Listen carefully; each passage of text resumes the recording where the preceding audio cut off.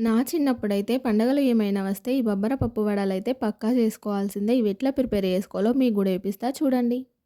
2 కప్పుల బొబ్బర పప్పు తీసుకొని మంచిగా వాష్ చేసుకోవాలి. వాష్ చేసుకున్న తర్వాత మళ్ళీ వాటర్ పోసి ఒక 2, 3 అవర్స్ అయితే నానబెట్టుకోవాలి. ఆ తర్వాత మిక్సీ పట్టుకోవాలి.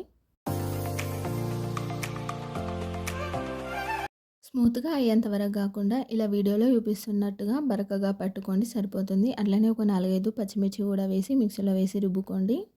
ఆ తర్వాత కొంచెం జీలకర్ర, సన్నగా తరిగిన ఆనియన్స్ కూడా వేసుకోండి. మీ దగ్గర కొత్తిమీర, కరివేపాకు ఉంటే అది కూడా వేసుకోవచ్చు. ఆ తర్వాత వెల్లుల్లి కూడా వేసుకోండి.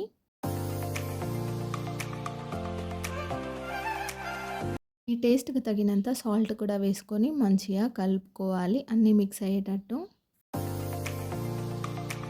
డీప్ ఫ్రైకి సరిపడా ఆయిల్ తీసుకొని ఆయిల్ హీట్ అయిన తర్వాత ఇలా చేతి పైన గానీ, లేదు అంటే ఒక కవర్ పైన గానీ వడల్లాగా ప్రెస్ చేసుకొని ఆయిల్‌లో వేసుకొని గోల్డెన్ కలర్ వచ్చే వరకైతే ఫ్రై చేసుకోవాలి. అంతే ఇంకా. ఈ పప్పు వడలైతే చికెన్ కాంబినేషన్‌తో చాలా బావుంటాయి. మీరు కూడా ఇంట్లో ట్రై చేయండి.